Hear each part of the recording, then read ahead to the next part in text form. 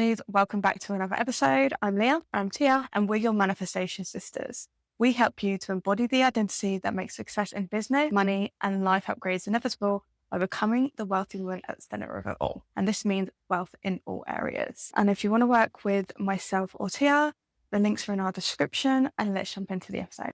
So there are two paths to manifestation. One is created from effort, inconsistency, doubting yourself, and going on this hamster wheel of trying to chase and force your manifestation. The other creates steady momentum, inevitability, living in that identity and this decision of you already having this thing, therefore closes the gap and materializes that which you want. Most people stay on the first path. We've been on that cycle of doing all these things and trying all these things because they don't know that the second path is available to them. They're likely binge watching content, questioning themselves, doubting where is the manifestation, what are they missing, what are they doing wrong, instead of living in the decision of collapsing that gap and being that version. Let's actually break down what it's like if you're on path one so you can recognize the awareness of that to shift it.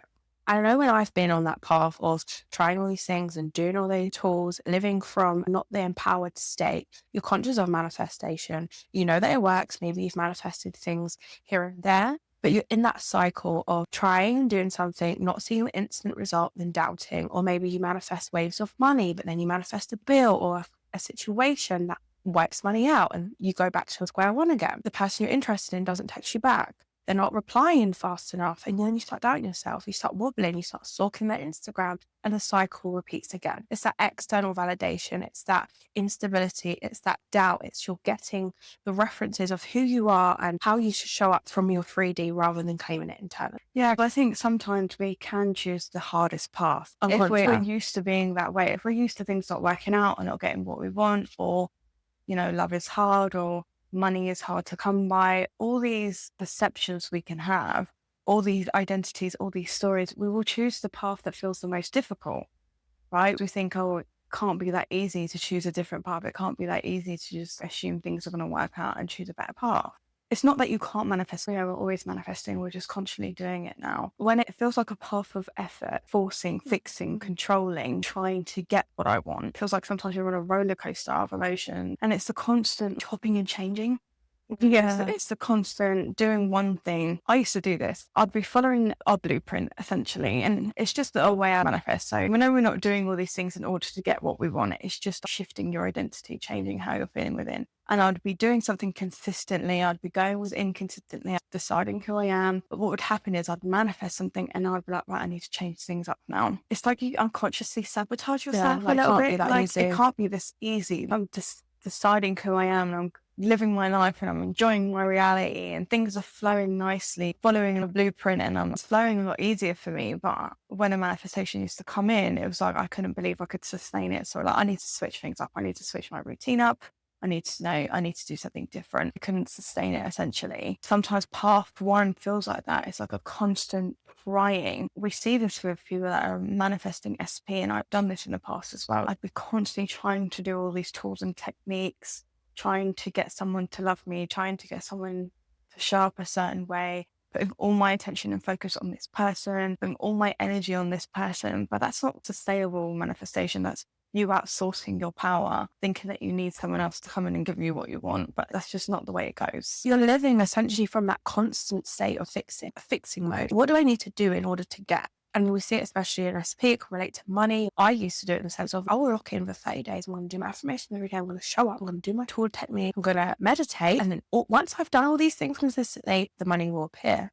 But it's coming from that exchange. That's coming from that place of dysregulation where you're not anchored in the identity of, I just get to have these things. It's who I am. It's an exchange of, I need to do, I need to prove, I need to push, I need to fix in order to have this thing. And essentially because you've subconsciously put the thing that you want on a pedestal. Yeah, that's so true.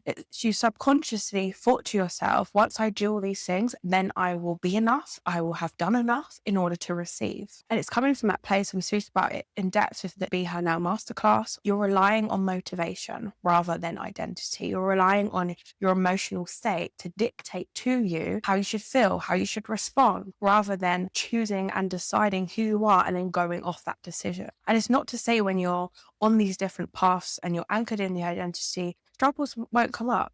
Uncomfortable situations come up in your 3D that don't feel good, that make you question yourself. But because you have that discernment to choose truth rather than evidence based on the 3D, you're able to shift a lot faster. You're not constantly trying to convince yourself that this thing's on its way, that you just need to persist, that you just need to affirm harder, that you need to constantly work harder, you need to constantly push for clients, push for this person to love you, stalk, chase, and try to control you into this thing. But rather, you have more emotional control in the decision frequency of who you are and what you say you want, and knowing that you get to have it. And the momentum, your state of being, of collapsing that gap because the awareness has been taken off it, is no longer focused on, I don't have this thing. And I think that's the real difference of path A and path B, path 1, path 2. 1 is I don't have this thing, I need to get it. And 2 is this is what I want, this is what I get to have, this is who I am, and therefore it's mine. Yes, that decision and having what we want is enough alone. Having a desire for something is enough alone for us in order to receive it. Yeah. It doesn't require more effort. It doesn't require more trying. It's just you allowing yourself to have what it is you want and knowing that you get to have it. Yeah. It doesn't have to come through force or trying or chasing or manipulation or needing validation outside of yourself. It's like that's something you give to yourself. And it's like learning that self-trust and self-belief that you get to actually have what you want rather than forcing and trying, doing this for you, not trying to get something, but because it's your birthright to have the things that you want, and it gets to be easy, it gets to be simple, it gets to feel good. That's an easier path than trying, forcing and controlling. So path 2 is identity stability. It's like embodying the version of you that has what you want before the proof shows up. And this just looks like the daily decisions that you make every single day of how you're showing up for yourself. You know, the conversations you're having with yourself, where your awareness is. So I use myself as an example. So if you're someone manifesting love, I'm not trying to force myself into wondering where my person is. I'm manifesting new love, essentially, if you're looking at it that way. I'm not trying to think about where this person is. I'm not trying to wonder when I'm going to meet them or how I'm going to meet them. It's more so I've made a decision in what I want. I know what relationships looks like for me. I know what qualities I want in this person. I know what I want the relationship to be like. You know, I've been through experiences where I've tried to manifest specific people and I've got that specific person, but I don't want that specific person. So for me, on the journey, it was more so now it's like I'm manifesting a new love. For my forever person, I know what that looks like for me. So I'm not wavering on my decision of trying to force or control it into my life. I'm living my life. I'm having a good time. I'm enjoying myself. I'm living my life every single day as if I already have this relationship, you know, and I do the things that I need to do to go internal, what that feels like, but I'm not forcing anything. I'm not trying to control anything. I've made the decision of what I want and I don't need to convince myself of anything else. It's like I already have this relationship. So I embody the identity every single day as a who is already a wife. That's how I see myself. So in this path, sometimes it feels quieter, but more stabilized in myself. You might be feeling more steady or less emotional, reacting. You're kind of closing the gap. And I've said before, the gap is just the unfolding. It's the in between. It's like from the old self to the new self. We go through that identity transformation. The version of me who I was before in love isn't the version of me who I am now. Who's more stable, who's more secure in herself, who doesn't need someone else to complete her, is okay with or without something. I know I'm good with me, but then I'm inviting someone else into my life. They're just an addition, and it's a forever relationship that's going to be so much different to anything I've experienced before because I'm different. Exactly. And I think you just highlighted something very important. In periods of living from stabilization rather than force, maybe it's in that quieter period. Sometimes it invites that aspect of doubt. And that's why most women can't access path 2, because you will sit in that quiet moment where your 3D hasn't mirrored back to you what you want yet. You're not giving full evidence. Yeah, you're not seeing full evidence. Maybe your DMs or your texts are a bit drier than usual. And you start questioning yourself. You start thinking, what am I doing wrong? Where is my person? Yeah. Do I need to go back to square one and force myself back into that state of trying to get my person rather than subtly, quietly claiming, deciding the love that I want is out there? Absolutely. Don't need to do anything to force my person. He will come into my life. It's already done. I know that love exists for me. And it's like that subtle level of difference in how you direct your internal state to claim the very thing that you want in a way that doesn't put outside you. Yeah, because for me, I already see myself as Exactly. someone that has it. I spoke about it before. I go within. Like I give myself the feelings of what it feels like to already have what I want. So I don't need to look without. So it is steady. There's nothing for me to do here. I honestly feel like it's that you've got into that Sabbath, that knowing state that we spoke about before. It's already done. And then at some point, I'll share it with you guys. Yeah.